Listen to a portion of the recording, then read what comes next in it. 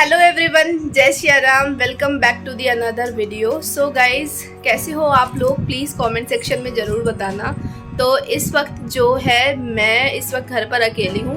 नीलाक्षी और नीलाक्षी के दादा दादी इस वक्त किसी के घर पर गए हुए हैं। तो मैंने सारा काम सुबह का तो निपटा दिया था और आज है शनिवार और अभी टाइम हो रहा है 1:05। तो दिन के लिए जो सब्ज़ी बनानी थी वो मॉर्निंग में ही बन गई थी आज। और इस वक्त मैं बिल्कुल फ्री थी। अब वो लोग आएंगे तो बस मुझे आटा गूंद के रोटी बनानी है।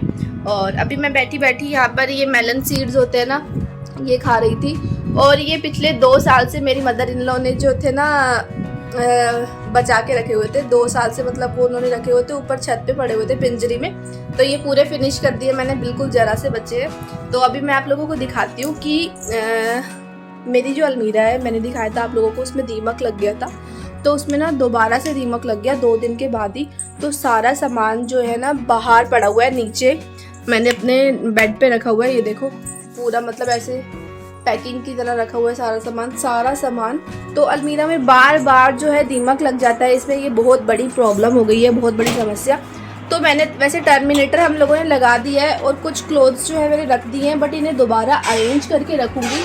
कुछ ऊपर भी रख दिए हैं, बट ये जो इतना सारा ताम झाम है ना, मुझे इसे भी संवारना है अभी। तो अब जल्दी से ना इसे कर लेते हैं क्लीन आउट। फिर उसके बाद जो है दिन का जो खाना बनेगा, फिर मिलते हैं आप लोगों से। ये मेरे साथ इस बार वीक में दूसरी बार हुआ है कि मुझे अलमारी को पूरा खाली करके बेड पर रखना पड़ा। बार बार जो है दीमक लग रही है और मेरा बहुत नुकसान भी हो गया। 1-2 कुर्ते मेरे ख़राब हो गए, 1-2 चुन्नियाँ ख़राब हो गई और एक बैग रखा था मेरा नॉर्मल, मतलब डेली अगर कहीं बाहर जाती थी तो वो वाला बैग रखा हुआ था, तो उसमें भी 2 छेद हो गए। तो इस दीमक की वजह से काफ़ी नुकसान सहना पड़ा। नुकसान तो हुआ ही हुआ, उसके साथ साथ बहुत सारी मेहनत भी करनी पड़ी। बार बार सामान निकालो और बार बार सामान डालो, वो भी मतलब बहुत ज़्यादा ही डिफ़िकल्ट हो जाता है। तो यहाँ पर जो है ना, ये इसमें हम लोगों ने टर्मिनेटर लगा दिया था, बट टर्मिनेटर लगाने के बाद भी दीमक बार बार आ रही थी।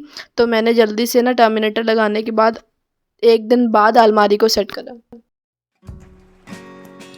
यहाँ पर देखो फिर से दीमक लग रही है। तो यहाँ पर कपड़े रखने का कोई फ़ायदा नहीं होगा, यहाँ पर फिर से लग जाएगी। तो अभी जितना अरेंज हुआ सो हुआ, वो दिखाती हूँ आप लोगों को। ये देखो, ये इस तरीके से मैंने यहाँ पर अरेंज कर दिया सब कुछ। ये देखो,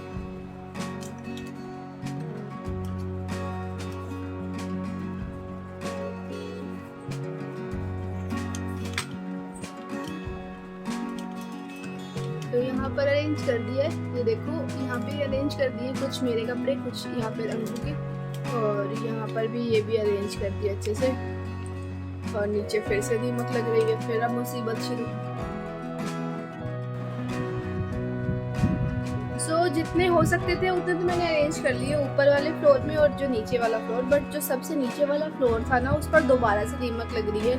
तो अब उस पर दोबारा टर्मिनेटर लगाना पड़ेगा। और जो डेली वेयर्स वाले कपड़े हैं ना, उनको आज दोबारा बाहर ही रखना पड़ेगा।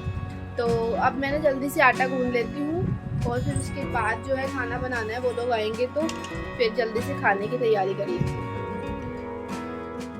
आज ना मेरा जी बहुत ज़्यादा घबरा रहा था, पता नहीं क्यों घबरा रहा था। फिर वहाँ से जल्दी से मैंने अलमारी का जो काम निपटाया। फिर उसके बाद मैंने सोचा कि आटा गूंद लेते हैं जल्दी, क्योंकि वो लोग भी बाहर गए हुए थे और एकदम से आ जाएंगे, फिर लंच का भी टाइम हो रहा था। तो जल्दी से मैंने आटा गूंदा और साथ साथ जो है खाना मतलब फुलके भी बना लिए थे। और मॉर्निंग में ही बना दी थी लंच के लिए जो सब्ज़ी बनती है वो। तो आज आलू बैंगन की सब्ज़ी बनाई थी और जल्दी से आटा गूंदा। फिर जैसे ही मैं आटा गूंद ही रही थी तो इतने में हमारा दूध वाला आ गया था। तो फिर मैं दूध लेने गई और दूध लाने के बाद जैसे ही मैंने गैस पे चढ़ाया तो वहाँ पे मम्मी और भी आ गए थे। फिर जल्दी से मैंने उन लोगों को पानी वानी पिलाया और पानी वानी पिलाने के बाद मैं रोटियाँ बनाने भी लग गई थी।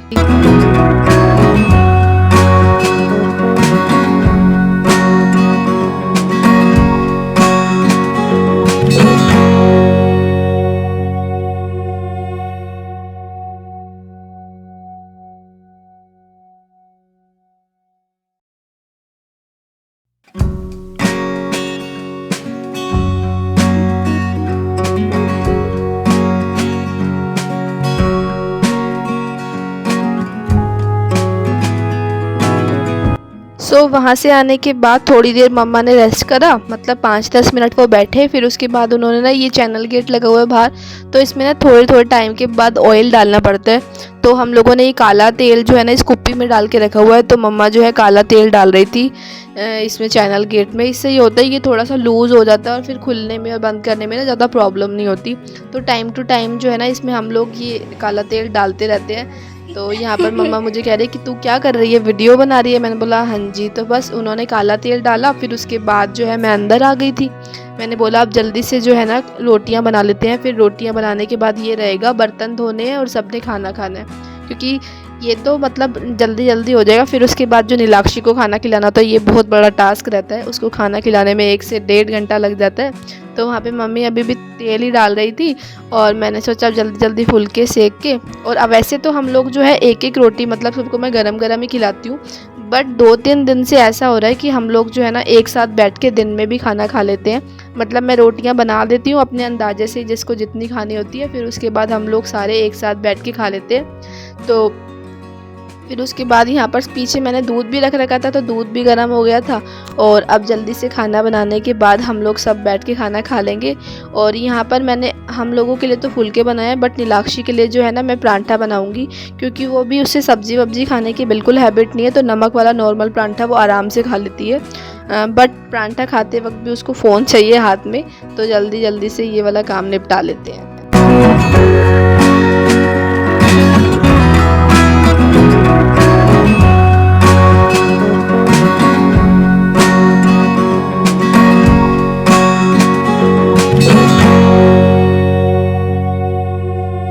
बस गाइस अब फुलके जो थे बन गए हैं और नीलाक्षी का परांठा भी सेक दिया है।